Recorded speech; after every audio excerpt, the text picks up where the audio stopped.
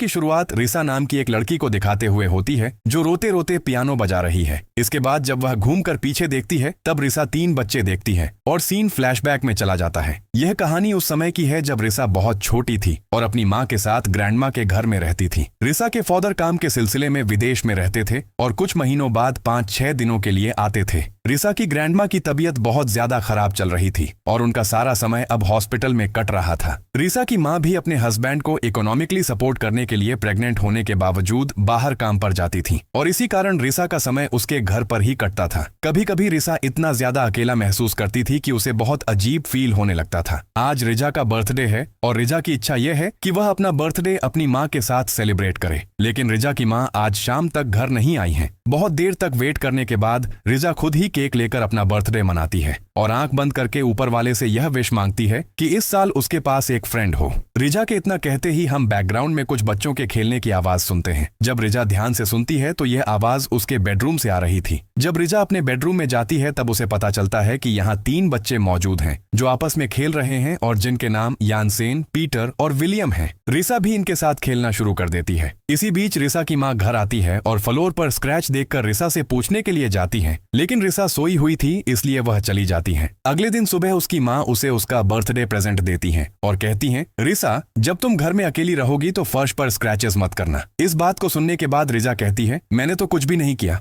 इस बात को सुनने के बाद रिजा की माँ को थोड़ा गुस्सा आता है, लेकिन वह खुद को संभाल कर रिजा को फर्श दिखाने ले जाती है, जहाँ वह देखती है कि फर्श पर कोई स्क्रैचेस नहीं है। चूंकि रिजा की माँ रोजाना जॉब पर जाती थी इसलिए वह इस बात को इग्नोर करते करते अपने काम के लिए निकल पड़ती है। दूसरी ओर हम रिजा को देखते हैं जो विलियम, पीटर और यानसेन के साथ पार्क में खेल रही थी। यहीं पर रिजा के घर का गार्डनर उजंग मौजूद होता है जो रिजा को गार्डन में अकेला खेलते हुए देखता है। चूंकि यानसेन, पीटर और विलियम घोस्ट बच्चे हैं इसलिए गार्डनर इन्हें देख नहीं पाता है। चूंकि रिजा हंसते हंसते खेल रही थी और इन तीनों से बात कर रही थी, इस कारण उजंग को ऐसा लगता है कि रिजा पर कोई भूत सवार है। इस दिन खेलने के दौरान रिजा एक बहुत बड़े पेड़ के पास चली जाती है। तभी ये तीनों रिजा को इस पेड़ के पास जाने से मना करते हैं और वे सब यहाँ से चले जाते हैं। दूसरी ओर जब रिजा की माँ शाम को घर आती है तब वह नोटिस करती हैं कि रिजा एक बहुत ही अजीब सॉन्ग गुनगुना रही है। यह सॉन्ग रिजा की माँ ने अब तक नहीं सुना था। रिजा की माँ के पूछने पर रिजा कहती है, यह गान मैंने अपने फ्रेंड से सीखा है। यह कहकर वह सो जाती है। इसके बाद रिजा की माँ बैठकर अपना काम कर रही थी, तभी इस घर का गार्डनर उजंग आ जाता है जो दोपहर में हुई घटना इसे बताते हुए कहता है कि रिसा पर कोई नेगेटिव एनर्जी सवार हो गई है, इसलिए जल्द ही उसे किसी तांत्रिक के द्वारा इलाज कराना होगा। यहाँ रिसा की माँ उजंग की बात पर विश्वास नहीं करती है। बाद में सोने जाने के समय रिसा की माँ नोटिस करती है कि रिसा जैसे किसी से बात कर रही है। जब वह रिजा के कमरे में जाकर देखती है तो वहाँ केवल रिजा मौजूद होती है जो अकेली ही खेल रही थी। रिजा की माँ देर रात तक न जागने को कहकर यहाँ से चली जाती है। चूंकि रिसा खुद से बात करती थी इसलिए उन्होंने सोचा कि यह साइकोलॉजिकल प्रॉब्लम है, इसलिए वह अपनी एक साइकाइट्रिस्ट फ्रेंड सिंटा को अपने घर बुलाती हैं। वे बैठकर रिसा के बारे में ही बात कर रही थीं। तभी वे रिसा को टेबल के नीचे देखती हैं। अब रिसा की माँ पूछती हैं, तुम क्या कर रही थी? जिस पर रिजा जवाब देती है, मैं अपने फ्रेंड्स के साथ हाइड एंड सीक खेल रही थी। यहाँ रिजा और उसकी माँ बात कर रही थी कि तभी सिंटा की नजर 2 चेयर पर पड़ती है जो खुद ब खुद पीछे हट जाती हैं, जो देखकर सिंटा डर जाती है और यहाँ से चली जाती है। लेकिन जाने से पहले वह कहती है, यह साइकोलॉजिकल प्रॉब्लम नहीं है। चूंकि अब सिंटा डर कर भाग गई है इसलिए वह उजंग की बात पर उसी तांत्रिक से मिलने चली जाती है। इस समय हमें रिसा को दिखाया जाता है जो अपने तीनों फ्रेंड्स के साथ बात कर रही थी। यहाँ रिसा पूछती है कि मेरी माँ तुम तीनों को क्यों नहीं देख पा रही है? क्या तुम मेरे नेबर नहीं हो?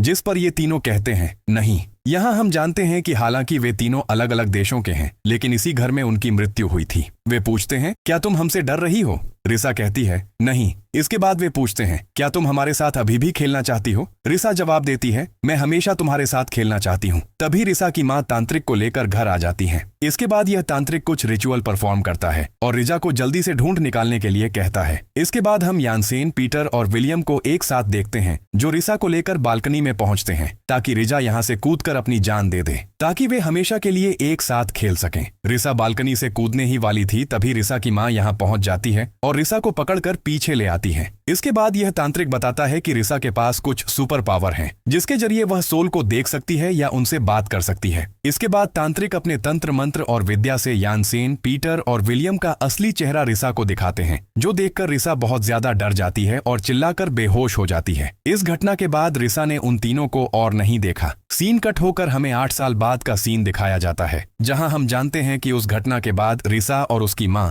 यह घर छोड़कर कहीं और चली गई थी। इसके बाद रिजा की मां को पता चलता है कि रिसा की ग्रैंडमा की तबीयत बहुत ज्यादा खराब है। इस कारण वह रिसा और उसकी छोटी बहन रीरी को उस घर में वापस भेज देती है। यहाँ पहुंचने के बाद रिसा जानती है कि यहाँ एनरी नाम का उसका एक कजिन है जो अपनी ग्रैंडमा की देखभाल कर रहा है। इस जगह पहुंचने के बाद रिजा की बहन रीरी काफी खुश होती है और इधर उधर खेलने घूमने निकल पड़ती है। एक बार रीरी घूमते घूमते एक पेड़ के पास पहुंचती है। यह पेड़ वही पेड़ होता है जिसके पास जाने से यानसेन, पीटर और विलियम ने रिसा को मना किया था। पेड़ के पास रीरी एक कंघी यानी कोम्ब देखती है और कोम्ब को अपने पास रख लेती है और सीन यहीं कट होता है। शाम को वे अपने रूम में ही थे, तभी अचानक दरवाजे पर किसी ने नॉक किया। रिशा दरवाजा खोलकर देखती है, वहां कोई नहीं है, लेकिन तभी एक लड़की उनके कमरे में प्रवेश करती है और रीरी से बात करने लगती है। वह खुद को नर्स बताती है और कहती है, मेरा नाम आसिह है। आसिह इनके घर में रहना और काम करना शुरू कर देती है। यहाँ हम देखते हैं कि थोड़े ही समय में आसिह और रीरी बहुत अच्छे फ्रेंड बन गए हैं। इन दोनों को देखकर ऐसा लग रहा था कि ये दोनों बहुत पुराने फ्रेंड हैं जो एक दूसरे को बहुत दिन से जानते हैं। दूसरी ओर रिशा को आसिह काफी अजीब लगती है, हालांकि वह इसे इग्नोर करती है। अगले दिन सुबह आसिह रीरी को ब्रेकफास्ट करा रही थी, तभी रिशा आकर आसिह को उसकी ग्रैंडमा के लिए ब्रेकफास्ट तैयार करने को कहती है और आसिह को लेकर अपनी ग्रैंडमा के पास चली जाती है और उसे उसका काम समझा देती है। रिशा की ग्रैंडमा पैरालाइज्ड थी, यानी हिलडुल और बात नहीं कर सकती थी, लेकिन वह आसिह को देखकर अजीब बिहेव करने लगी। दूसरी ओर रिशा अपनी माँ को फोन पर इस नर्स के बारे में पूछताछ करती है, लेकिन वह भी इस नर्स के बारे में कुछ नहीं जानती है। बात खत्म करने से पहले ही वह अपनी ग्रैंडमा के कमरे से आवाज सुनकर वहां चली जाती है। वह जाकर अपनी ग्रैंडमा को शांत करने लगती है, लेकिन उनकी ग्रैंडमा उन्हें कुछ कहना चाह रही थी जो रिशा समझ नहीं पाती है। किसी तरह रिशा अपनी ग्रैंडमा को शांत करने के बाद रीरी को ढूंढने लगती है। इधर रिशा को आसिह भी नहीं मिलती है, इसलिए ढूंढते ढूंढते वह बाथरूम में चली जाती है और वहां जाकर देखती है कि आसिह रीरी को बात करा रही है, इसलिए वह वहां से चली जाती है। अगले दिन सुबह जब एनरी और रिशा बात कर रहे थे, तभी एनरी रीरी को देखती है जो गार्डन में अकेली खेल रही थी। यह चीज देखने के बाद यहाँ एनरी रिजा को रीरी के पास जाकर उसके साथ खेलने के लिए कहता है। जब रिशा खिड़की से बाहर देखती है तो उसे रीरी के पास आसिह दिखाई देती है। यह बात रिशा को भी खटकती है। इसके बाद रिशा जब सलाद पढ़ रही थी, तब हम रिशा के पीछे आसिह को डेमोनिक रूप में देखते हैं, जो अगले ही मोमेंट गायब हो जाती है। दूसरी ओर एनरी घर में अचानक एक लड़की को देखता है जो अगले ही मोमेंट गायब हो जाती है, तो वह इसे इग्नोर करता है, लेकिन उस लड़की को एनरी फिर से अपनी ग्रैंडमा के रूम की बालकनी में देखता है। इस बार एनरी वहां चेक करने जाता है। आसिह उसे वहां हॉन्ट करने की कोशिश करती है। अचानक वह अपनी ग्रैंडमा की आवाज सुनता है जो बेड से नीचे गिर गई थी और तड़प रही थी। एनरी रिशा को आवाज देता है। रिशा आकर अपनी ग्रैंडमा के हाथ पैर बांधकर उन्हें शांत करने की कोशिश करती है। उनकी ग्रैंडमा ने शायद भयानक कुछ देखा था जो वह उन्हें समझा नहीं पा रही थी। इस समय हम रीरी और आसिह को देखते हैं जो उस पेड़ के पास थी। चूंकि रात होने वाली थी, इस कारण रीरी घर जाने लगती है, जिस पर आसिह उसका हाथ पकड़कर रोकती है। इधर घर में रिशा और एनरी अपनी ग्रैंडमा को शांत कर चुके थे। तभी वे रीरी की चीख सुनकर जल्दी से रीरी को ढूंढने लगते हैं। ढूंढ न पाने पर वे अलग अलग होकर रीरी को ढूंढना शुरू कर देते हैं। रिशा रीरी को ढूंढते ढूंढते अपने रूम में पहुंचती है। जब वह मिरर की ओर देखती है तो वह देखती है कि रीरी और आसिह बेड के ऊपर बैठी है, लेकिन जब वह बेड की ओर घूमकर देखती है तो वहां किसी को नहीं देखती है। इसके अगले ही मोमेंट आसिह डेमोनिक चेहरे के साथ मिरर से निकलकर रिशा को हॉन्ट करने लगती है। रिशा डरकर मिरर को तोड़ देती है। दूसरी ओर हम एनरी को देखते हैं जो घर के दूसरे हिस्से में रीरी को ढूंढ रहा था। इस समय उसे आसिह दिखाई देती है जो अपने डेमोनिक चेहरे के साथ उसके पास आती है और उसे हॉन्ट करना शुरू कर देती है। एनरी की चीख सुनकर रिशा जब वहां पहुंचती है तो वह देखती है कि एनरी बेहोश होकर पड़ा है। इसके बाद वह अपनी ग्रैंडमा के रूम में आवाज सुनकर वहां दौड़कर चली जाती है। वहां जाकर देखती है कि ग्रैंडमा लेटी हुई है और एक चेयर खुद ही हिल रही है। रिशा इस रूम से बाहर निकलने के बाद हम उस चेयर पर आसिह को देखते हैं। एक तरफ वह रीरी को ढूंढ नहीं पा रही है, दूसरी तरफ घर का यह हाल है, इसलिए रिशा अपनी माँ को फोन करके सारी बात उन्हें बताती है। सारी बात सुनने के बाद रिशा की माँ कहती हैं, मैं अभी आ रही हूँ।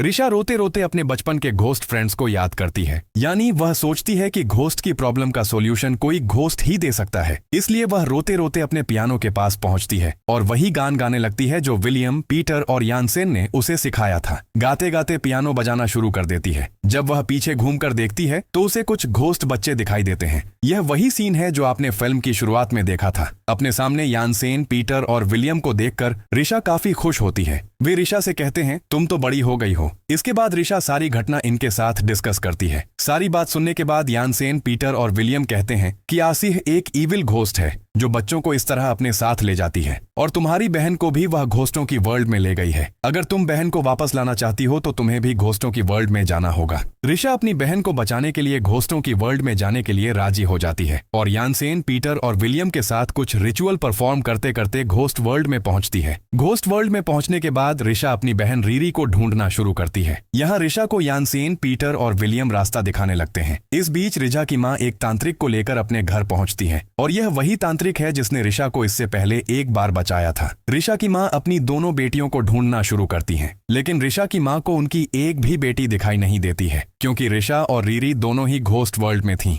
इसलिए रिशा की माँ को कोई बेटी दिखाई नहीं देती है। इधर रिशा घोस्ट वर्ल्ड में थोड़ी देर तक खोजबीन करने के बाद वह बाथरूम में आखिरकार आसिह को देखती है। आसिह रीरी को लेकर बाथटब के पानी में लेटी थी। जब रिशा रीरी को वापस आने के लिए कहती है, तब आसिह रिशा को डेमोनिक वॉयस में डराती है और अचानक रीरी को लेकर बाथटब में घुसकर यहाँ से गायब हो जाती है। रिशा बाथटब के पास जाकर रीरी को ढूंढने की कोशिश करती है। चूंकि यहाँ से आसिह रीरी को लेकर गायब हो गई थी, इस कारण रिशा को कुछ नहीं मिलता है। अपनी बहन को न बचा पाने पर रिशा निराशा में टूट जाती है और वहीं बैठकर जोर जोर से रोने लगती है। रिशा की माँ दोनों बेटियों को ढूंढते ढूंढते रीरी के कमरे में पहुंच जाती है, जहाँ तांत्रिक को एक मेटल कोम्ब मिलता है। यह वही मेटल कोम्ब है जो रीरी को उस पेड़ के नीचे मिला था। इसके बाद तांत्रिक अपने तंत्र मंत्र और विद्या से आसिह के बारे में जानकर रिशा की माँ को कहते हैं, आसिह वह लड़की है जो शादी से पहले प्रेग्नेंट होकर माँ बन गई थी। इस कारण गांव के लोगों ने इसके बारे में बुरी बातें कहना शुरू कर दिया। अपने गांव के लोगों की बातों से दुखी होकर आसिह एक पेड़ के पास पहुंचती है और अपने बच्चे को पानी में डुबोकर मार देती है।